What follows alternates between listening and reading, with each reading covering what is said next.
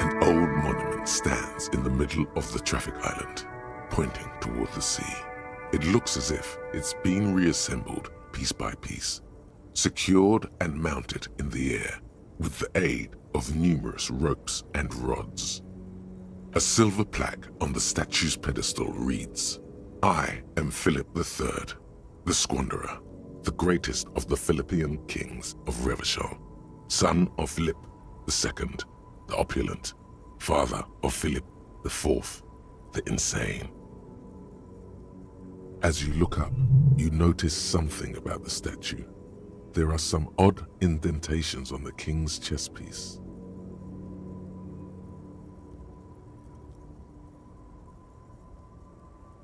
Something with great kinetic energy seems to have impacted the cuirass, around where the heart is.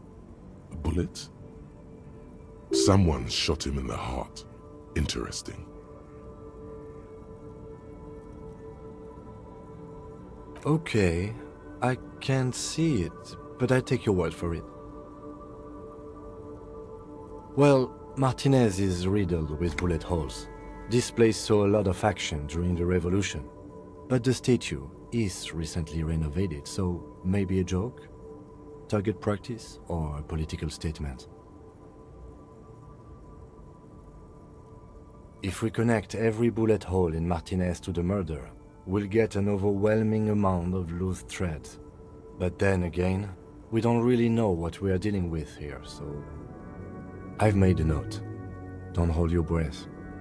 The king stands high above you, surveying the bay, mute and indifferent to your sightings.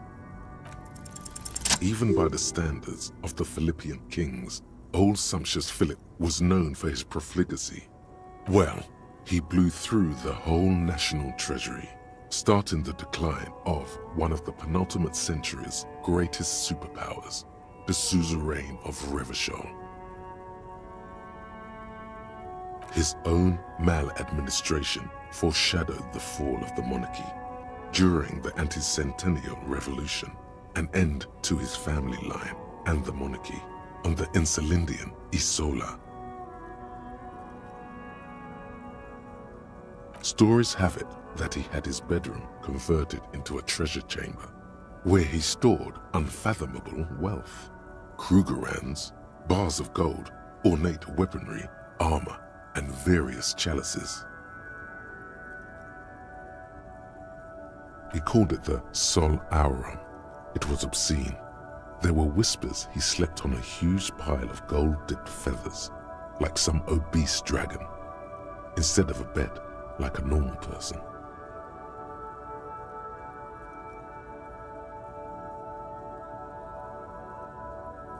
But wait, you haven't even heard about his fabled cocaine addiction. You see, old Philippe wasn't just good at squandering the national treasury on gold and ceremonial weaponry, he was also a prodigious snorter of nose candy. Cocaine. That's what the revolutionaries said 150 years later, right before they emptied out the royal mausoleum and dumped His Majesty's mortal remains in the Insulindian Bay. Beneath the cold waters of the Insulindian Bay, thrown there by the revolutionaries after they cleaned out the royal mausoleum. The original was blown apart by communards, then further damaged during the landing of the coalition's airships during the turn-of-the-century revolution, when Martinez was leveled. Most historians think the coalition's hasty landing may have ultimately saved the statue.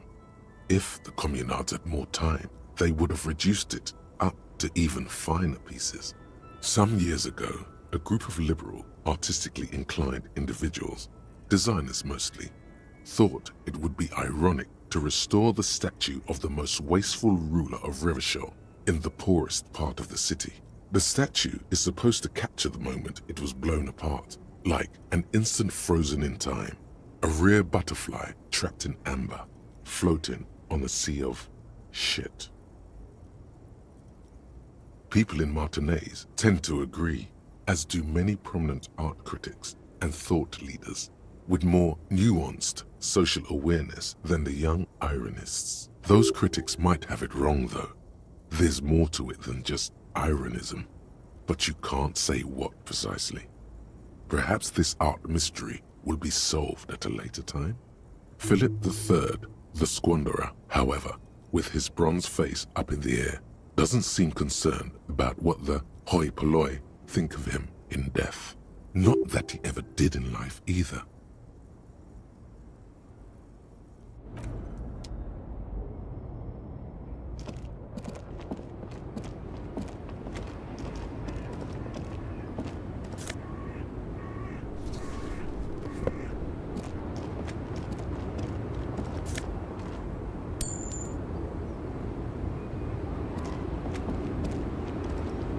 The small, wrinkled woman does not greet you. She nods along to something on her radio. A photograph is clutched in her hands, and there is a warm smile on her face. The photo, an ambrotype from the turn of the century, as golden as her smile. No response. Wherever this woman is, your words fail to reach her. Wait. She's just a distracted old woman. Better to leave her alone.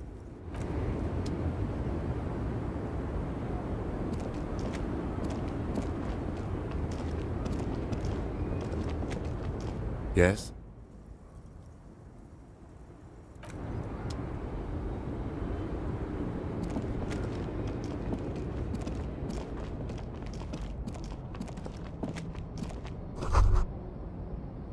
A Stars Ryko, one of the finest Zhimsk-made motor carriages ever.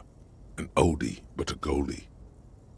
Not many people outside of Grad, and Revachol West too, it appears. A Stash Ryko KK2. That's a classic model. Never thought I'd see another one repainted after what happened last time. An old case for my precinct. A couple of Zhimsk migrants saw a Stash Ryko stopped in the street, painted just like this, muddy brown. Murdered the driver on the spot. They said it was an honor killing, Hussar style. The Zhimsk community protested the trial, flying the banners of some old king or whatever. 5,000 came to protest. Correction. 4,395. The fourth largest public protest of a criminal trial in Revachol.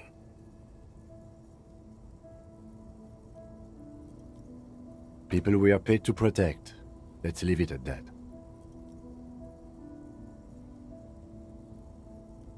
Four years for murder in Reunion. The perps were remorseful. Their sorry knocked 8 years off the sentence. That's the system. The prisons in the greater Revachol industrial harbor are already full.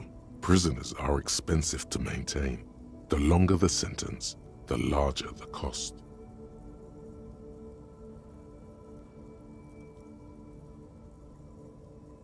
I tried to avoid drawing far-gone conclusions like this before actually examining the body, but my initial guess is the two are unrelated.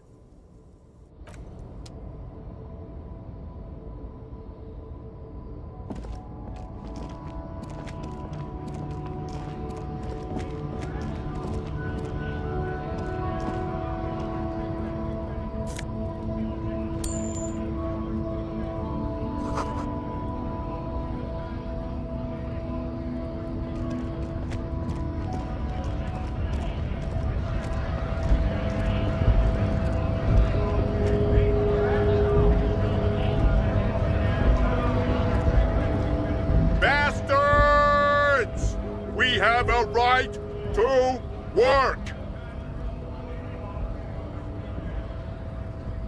Hold up and stay frosty, everyone. Cops are here.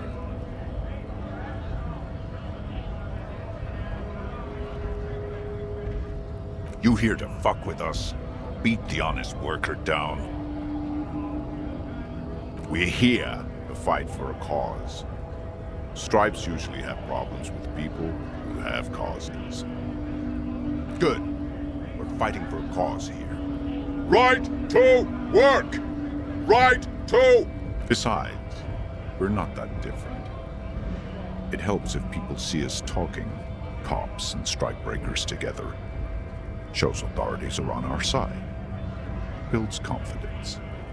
Rights of people, rights of workers, to have gainful employment, to make a salary, and feed their families.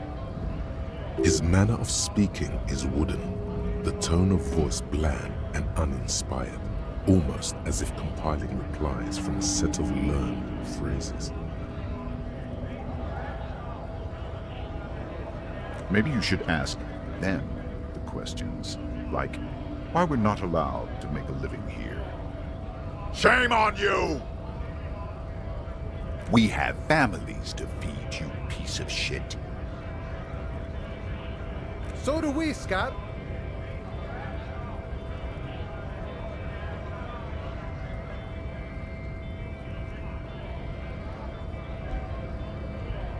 Honest men and women with rights to work, to be useful, not toys for corporate interests. We came here to help the harbor run smoothly in time of crisis. If union fucks don't want work, they ought to let in those who do want work. I have a question. Why do all these men follow your leadership?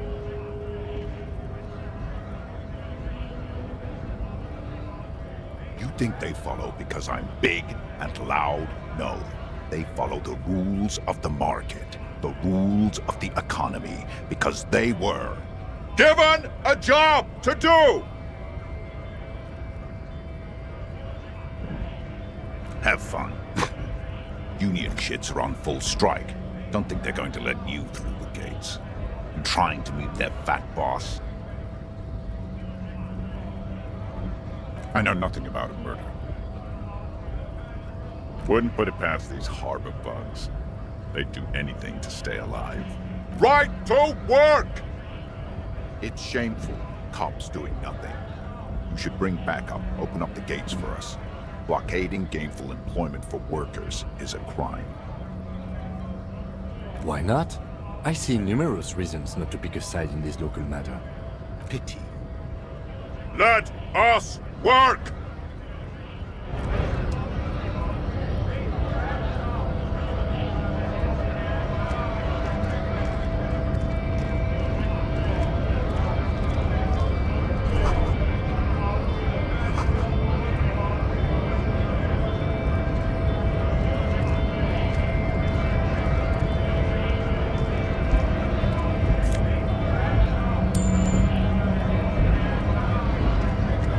Scab?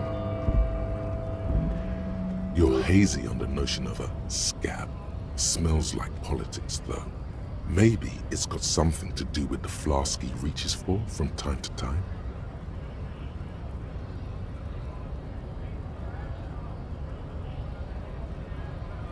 A kind of a worm, content with mere survival. They come, they want to do our job for shittier pay, screwing over both themselves and us. Everybody loses. Beats me. Somewhere in the ground, I think. Gotta be bloody stupid or freaking evil to scab. Or I guess scared, maybe.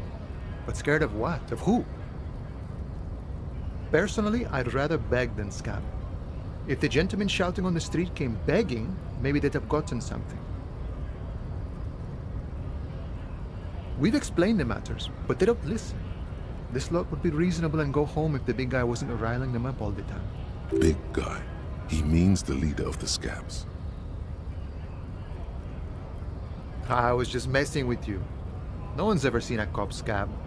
Imagine, you cops going on a strike, but then another cop comes in and says, "Let us cop for less money." Speaking of, what brings the RCM here? To the Wild North? Come to see the strife? Murder, huh? That sounds like a lot of hard work. You'd never see me investigating a murder.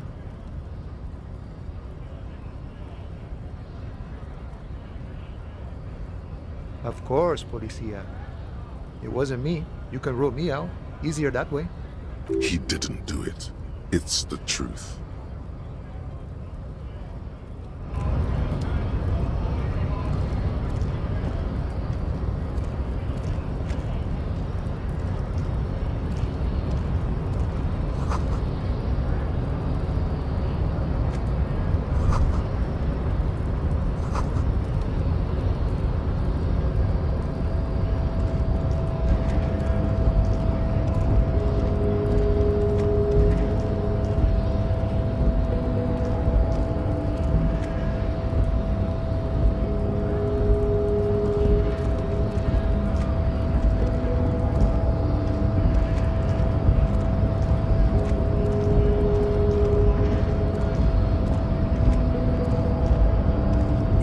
body betrays your degeneracy. Yeah, Measurehead. His body totally betrays his degeneracy.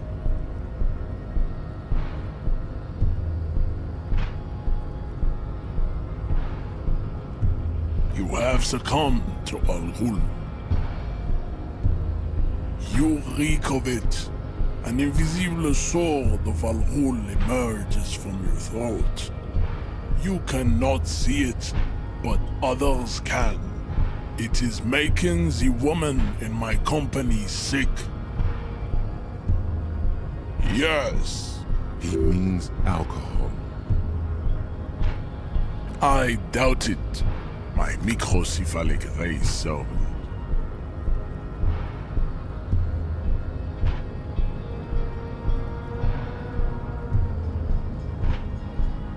No, you don't. You need to get another drink. Occidental Haplogroup B4 is done giving orders around here. The influence of the ham sandwich race is waning.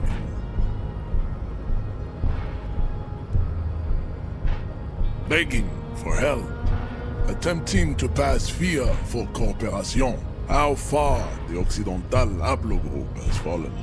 You were once a noble and powerful race. You gave the world eugenics, electricity, and powerful weapons of war like missiles and aerostatic aircraft. You made great gains in metallurgy, race theory, and statecraft. You dominated lesser cultures, like the deformed Hemians and the inexplicably potato-obsessed Khoikos. But now your ascent to the genetic summit has halted. You are obsessed with sadness and with frivolous pop culture. You will be superseded. Isn't that right, babe? It is, baby, yeah. There is a button right behind him, just out of reach. It must be the one that opens the door to the harbor.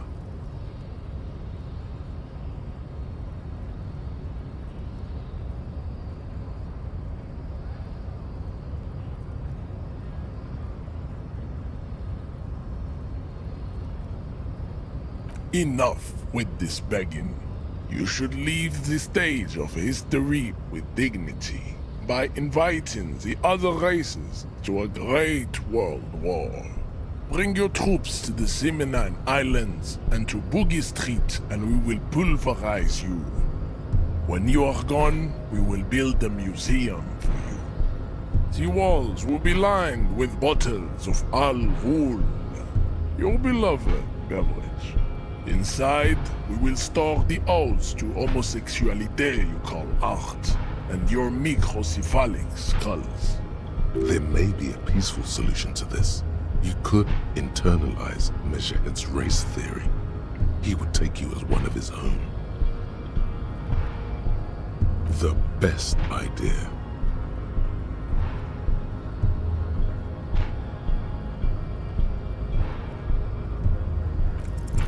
Ask what kind of races there are first. Classification is core to this stuff. Do you?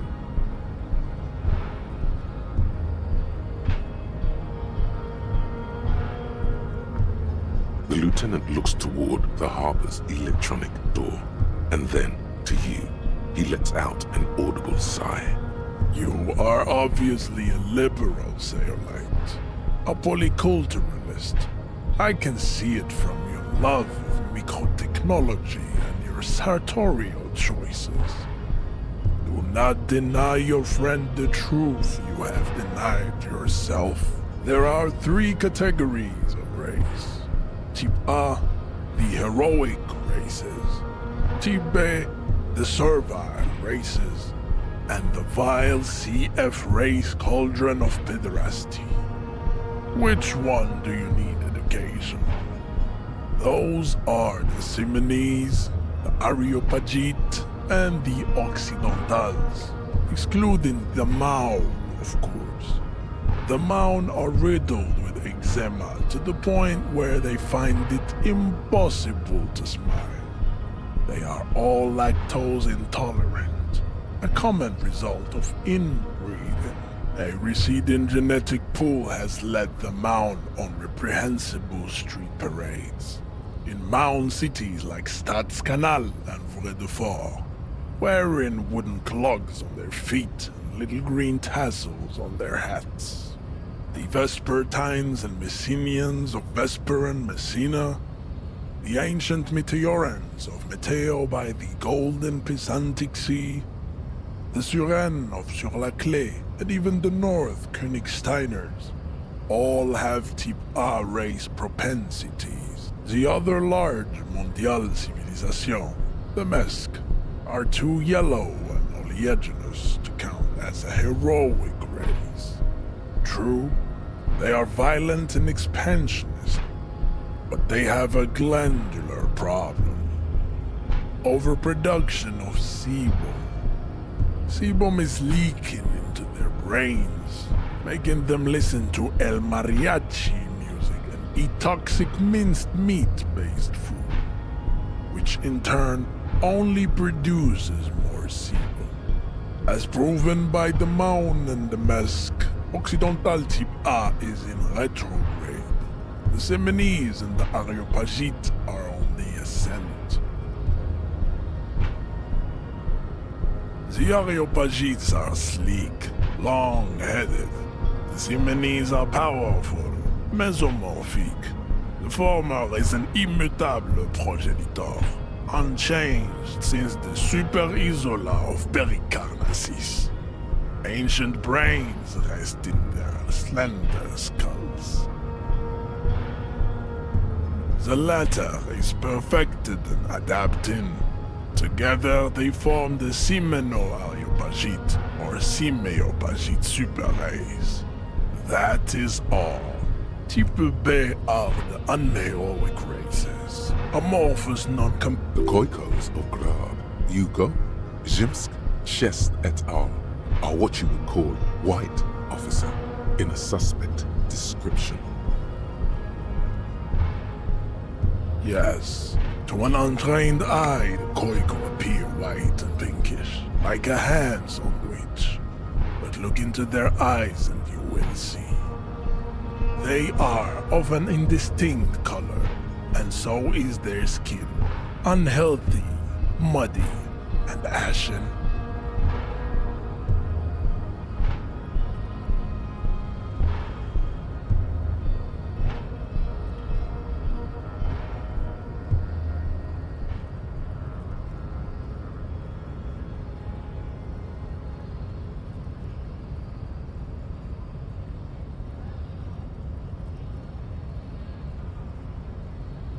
Pinkness is a racial quality that has to be earned through centuries of advanced ballistic warfare and cultural domination that the Grad people have undergone for drinking Al Rul and smoking the degenerate tobacco herb, and for eating potato. The Khoiko, the countless... Wouldn't he be one for ethnostates? They are microscopic. The Semeno-Areopagite superstate will cover the entire remaining planetary crust, uninterrupted. From Holy Semenine to the Boreal Plateau of Katla. Its leaders will be the genetic epitome of Revacholians, halfway between type A and racial Coldron. Two mixed to know right from wrong. You tried your degenerate little revolution, which was the single greatest failure committed by humans in our 82,000-year history on this planet. Is it 82,000 years that we've been recording history? You have very little idea of what is happening, but that seems a little off. The revolution came to Ravachol from Grad, in Zarath ridden potato carts. It is literally an illness. A prion disease that leaves the parietal and frontal lobe ridden with holes. A soft, sponge-like mass of dementia, hallucination, and paranoia. The revolution is fatal familial insomnia. A hereditary prion condition passed from the coico to the occidentals. But not sexually. Probably through trade routes and potate acid, the prime component of the potato plant. Enough of Tibet mediocrity.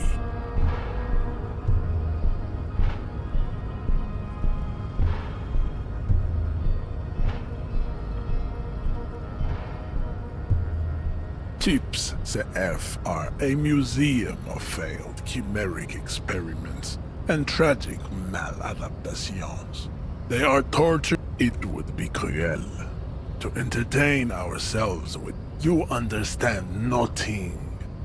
To solve the great race enigma, you have to first ask yourself, what is the race enigma? You have not even worded the mystery, let alone solved it.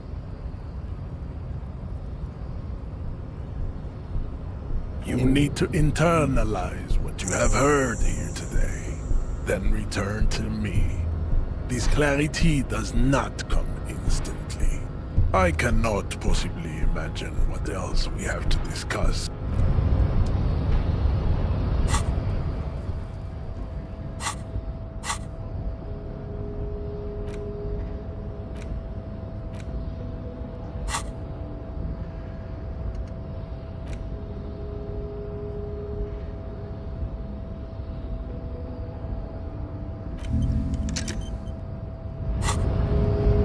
The unpromising race pupil returns.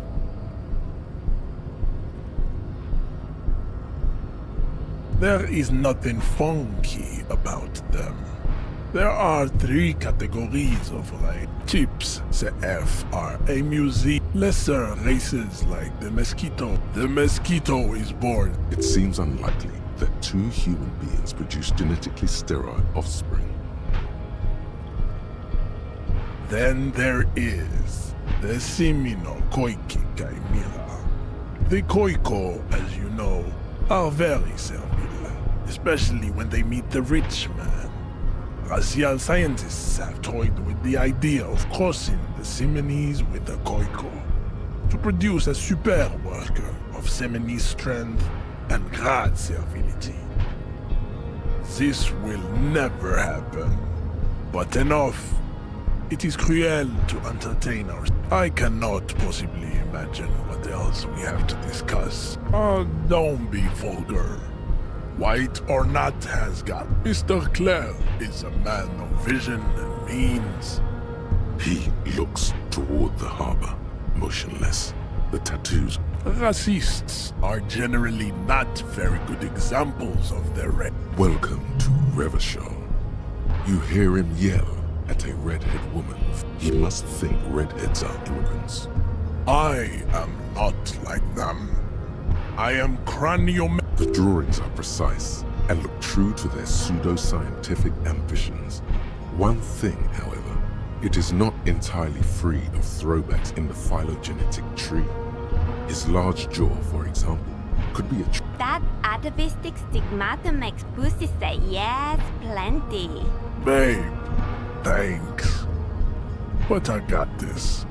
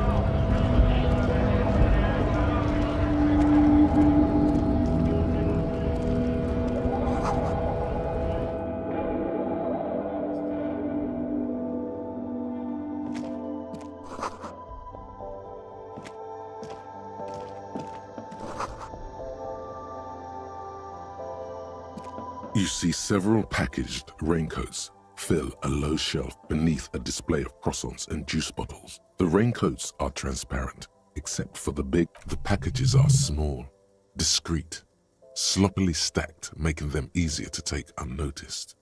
No need to worry about knocking over a display. What is what? It's a raincoat. If you want to buy one, then it's only 4 real. Her attention is drawn to the raincoats. Stealing one undetected will now be more difficult. The tear machine stands in the corner. A sign says, 1 bottle equals 10. A small cabinet on the wall is filled with various medicine bottles, nasal sprays, and blister packs. They all bear the Saint-Baptiste Pharmaceutics logo. Their logo is the bloodless rose, pure white, untouched by harm.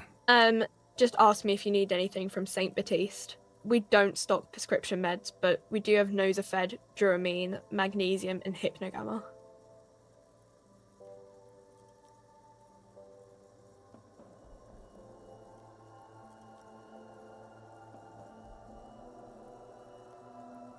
Okay, here. I hope Saint Baptiste makes you feel... Welcome to Frit. Feel free to look around or something. Everything is out on the shelves. What's that magazine she's reading? You mean this? This is Pop Stars. It's got, like, famous people in it. It's not for sale. Looks like it also has something called Police de la Mode, featured on page 34. This speaks to you.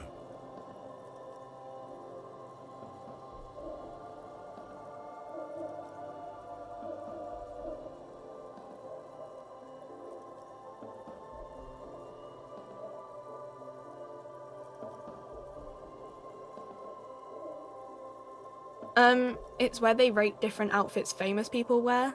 It's kind of funny. They're kind of mean. It's about who's the most stylish.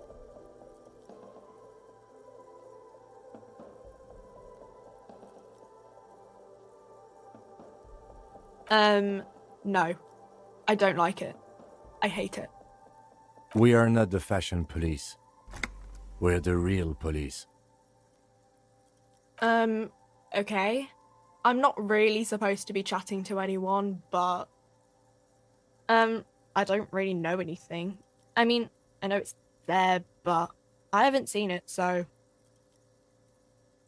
I don't know. No need to worry. It's just standard procedure for us to ask around. If you hear anything, let us know, okay? Okay. Uh-huh.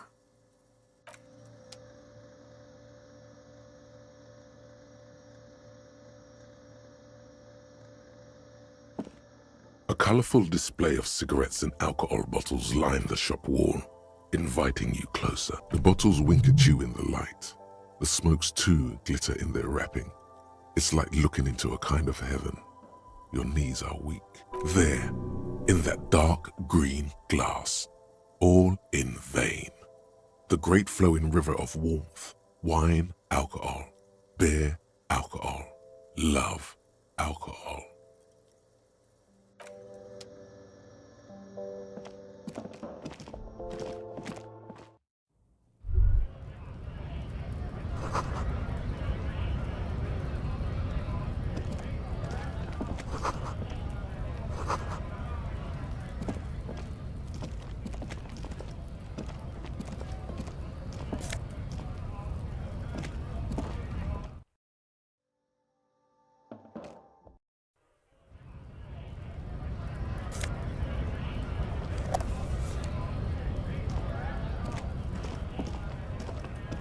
Welcome to Revachol.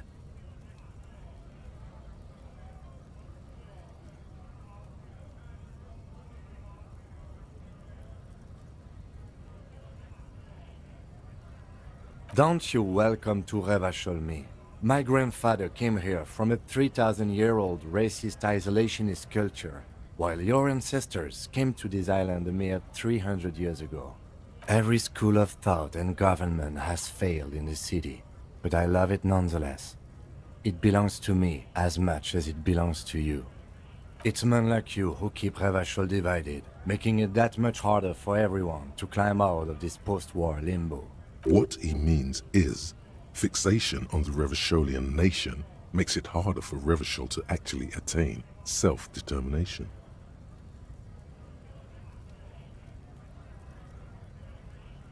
Oh, come on, man. I just said, welcome to Revachol. It's a lorry driver thing. I know exactly what you meant. You think my kind doesn't belong here, that I should watch myself and behave. But you see, I'm an officer of the RCM. It's actually my job to make sure you behave. I would advise you to remember that. Silence. The air, your partner needs backup. Now's your moment to shine.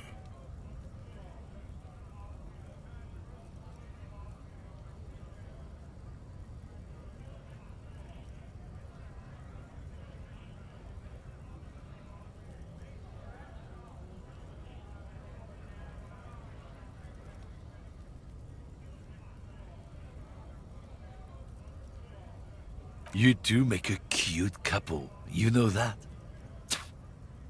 The lieutenant exhales and resumes his regular calmness. Whatever you say, officers. Probably Astra Whites. It's about biological determinism, natural law, the sorting of the races. Not the most popular topic nowadays, with the coalition in charge and all.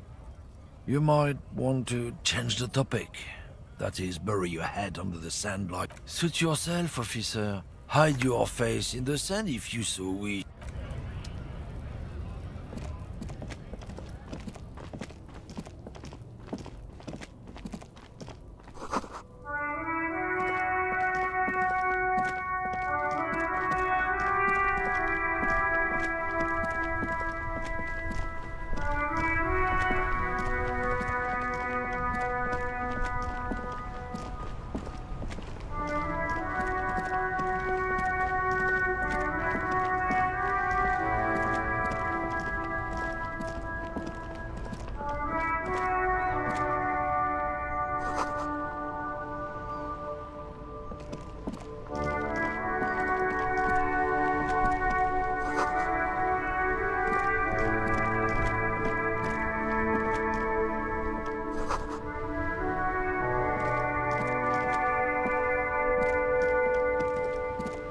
The worn and beaten wooden planks of the bench do not look overly comforting.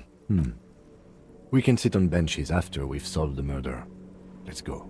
You can revisit the bench, if you ever need to pass the time when Lieutenant Kitsuragi is gone.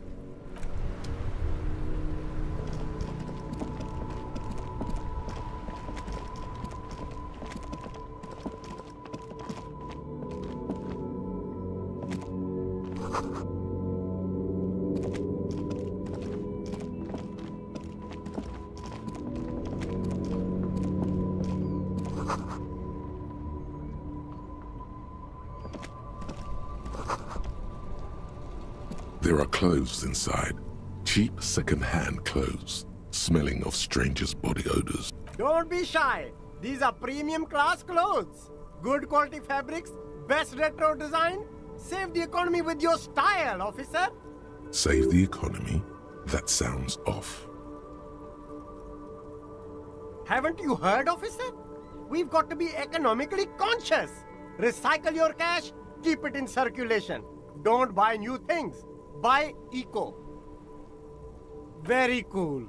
You find your hands deep in tattered and faded garments made from weird polyester blends that make your body itch and sweat in all the wrong places. The box smells like cat piss or like an old person with no money. Economical, but also trendy. Look first-hand, buy second-hand. Keep the economy moving.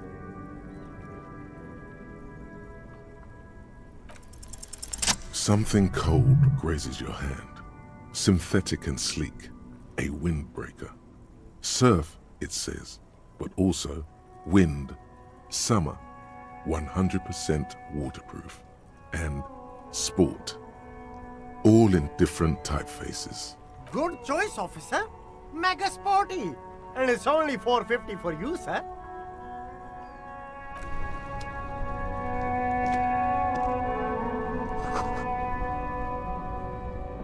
You see a Samaran street vendor surrounded by a motley assemblage of goods.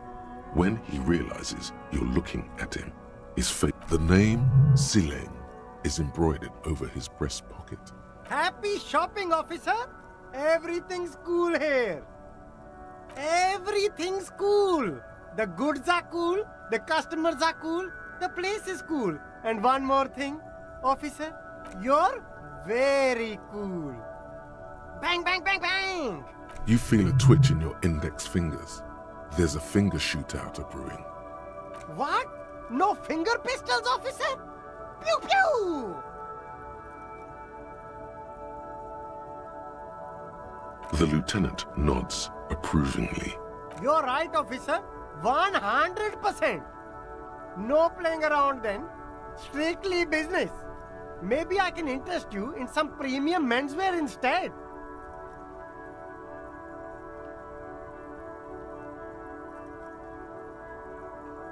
Me? It's a boring story, officer. Who cares about the past? I'm all business now. All Revachol. This man probably comes from Seaguy, sometimes known as the Apricot Suzerainty, an archipelago in the Samaran Isola. Very cool. I like...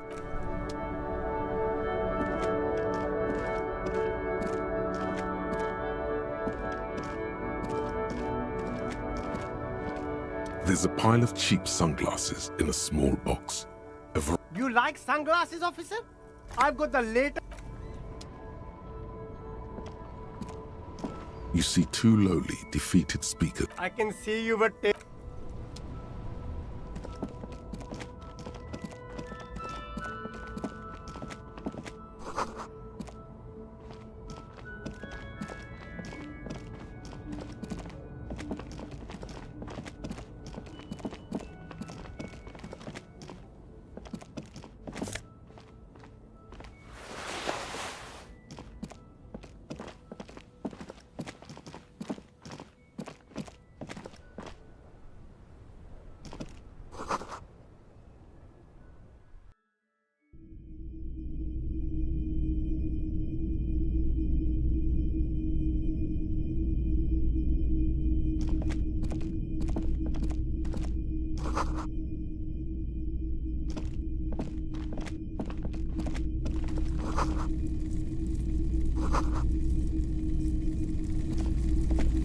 You see rows of toy soldiers guarding the rest of the trinkets displayed on the table.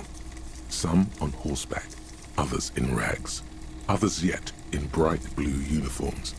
All are stern and unyielding in their duty. Why, what's this? A headless man riding a horse? A headless man wearing futuristic tracksuit trousers that say found. Oh, that's the Headless Phone Rider. The Headless Phone Rider. It's an urban legend about a man who rides the streets of Revachol sporting a fawn tracksuit. As you see, he's missing his head. 50 cents. Bargain price. I'll throw in the tiny cap too. I think he's looking for it, or something. That part of the story has many interpretations. He lost his cap when he lost his head. Perhaps he's looking for the head.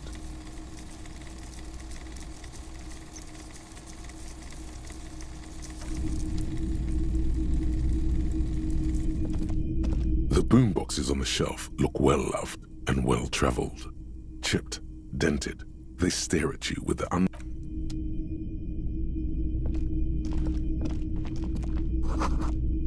typical Martinez streetlight sits among assorted floor and table lamps.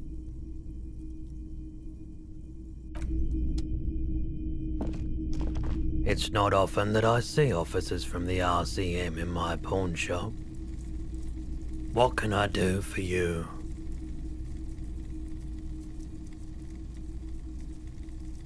Oh no, not at all. I guess I haven't had many customers lately, RCM or otherwise.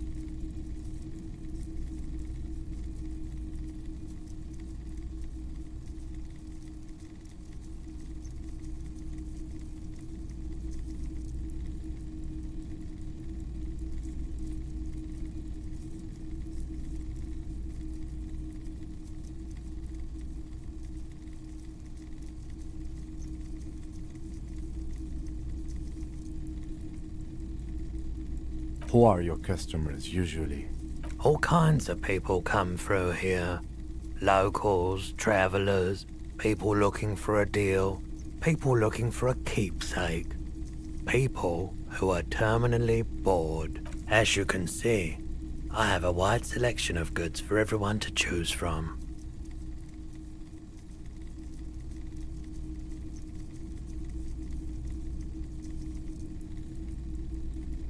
It keeps me entertained. He's well composed, but underneath it you sense psychedelic processes bubbling. Some kind of drug, maybe.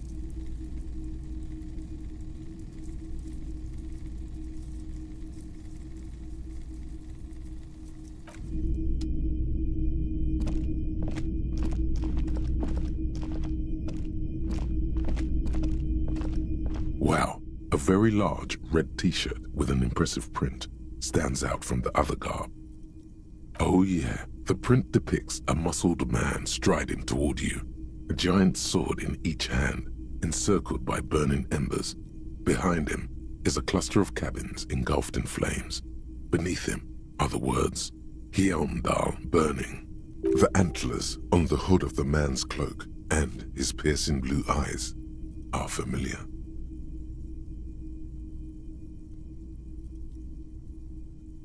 It's the man from Hjelmdal. Walking away from his burning village, yes. The man from Hjelmdal is the hero of a series of popular books based on a fictional version of Kotla, mostly what is nowadays Arda NFD. In fact, most people don't think that man from Hjelmdal ever really existed, but they are wrong. Hjelmdal isn't a real place. Neither is the man a real man, of course, but both the man and Hjelmdal are an ontological necessity. But hey, it's not worth getting into an argument about.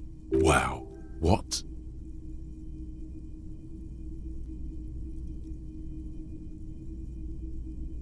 I mean, even if the man from Hjelmdal didn't exist before the adventure novels, the stories have made it so that he has.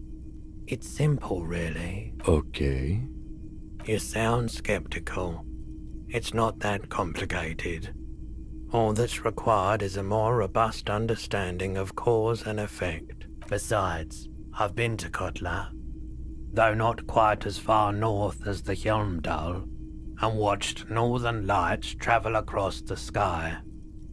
Very unique, energetic. It's for the best, because Hjelmdal is not a real place, and thus he could not have gone there. His theory isn't exactly incoherent, but its logic does suggest some unusual neural activity.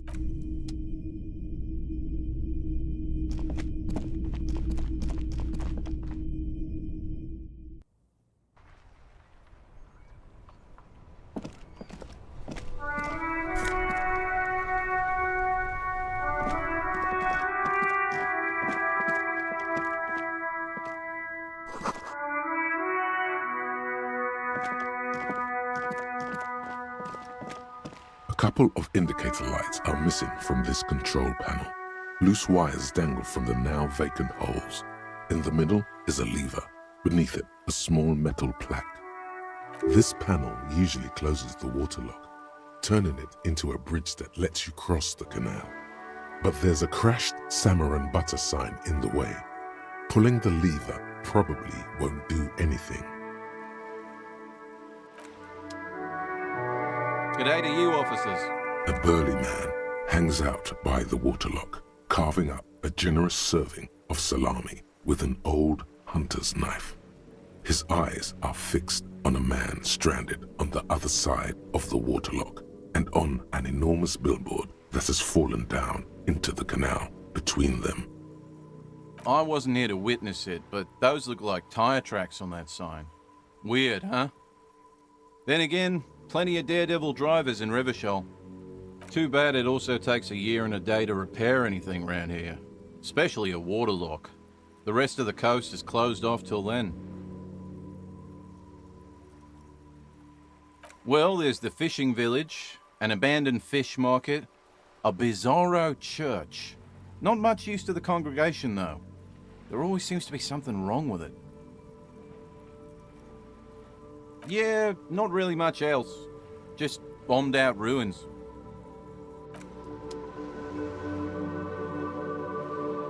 A rusting control panel with loose wires. This panel usually closes. You pull the lever all the way up until the metal clicks again. Nothing happens. A spring brings the lever back to its original position. You still need to close the waterlock to get across the canal. Wasn't there a sign over there saying functionality will be restored on Wednesday morning?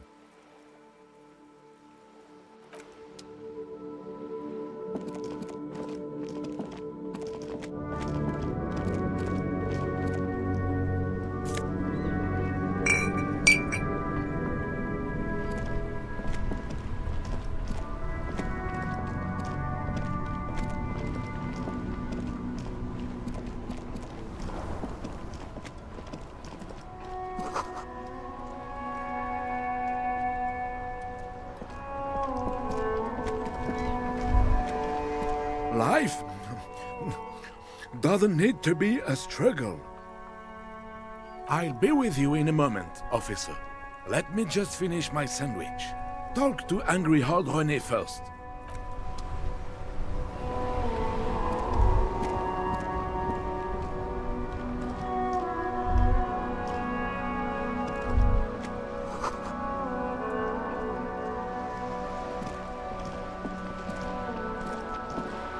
Have you no shame?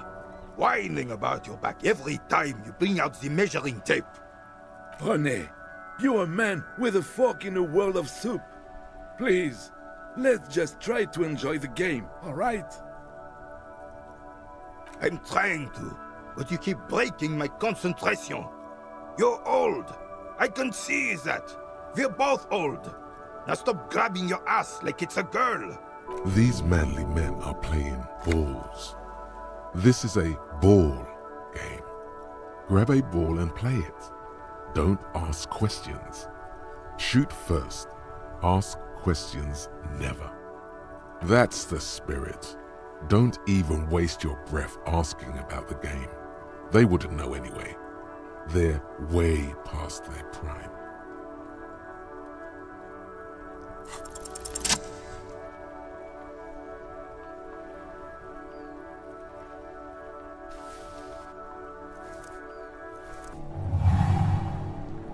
You are immediately surprised by the ball's lack of weight. No matter, you'll make it work.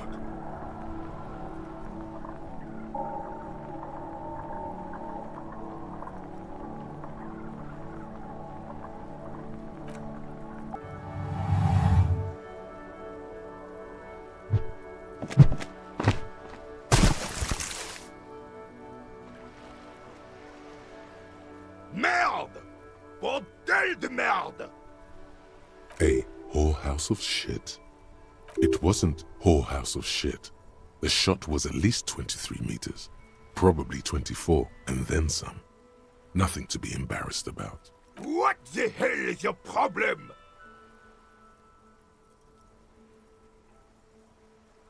You vandalized our game, son! We can't play pétanque with 5 bull!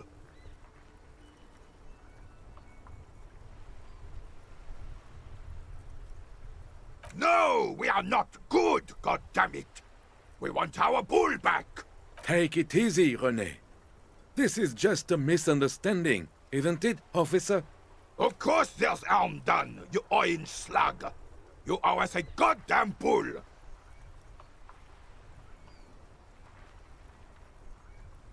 Good. Mistakes are forgiven. when men at least try to right their wrongs. I believe you will try. Now, why did you approach us? Yes, why did you come here?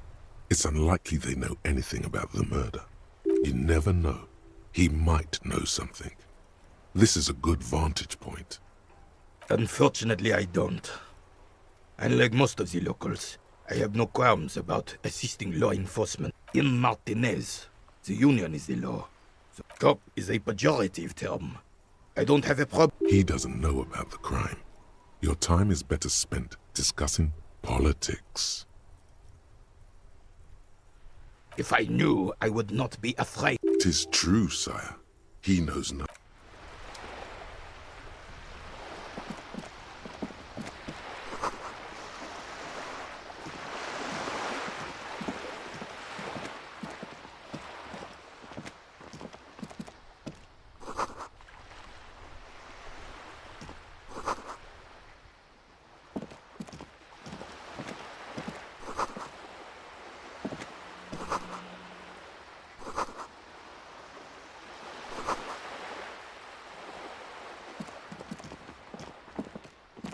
Hello, sir. Step right in. The store is open. Are you interested in a new and exciting book? It's a bookstore, sir. We sell books, postcards, and some board games. Books? Postcards? Easy. Even a kid would know all of this. Don't be a fool. As an expert, it's your duty to tell what you know to everyone.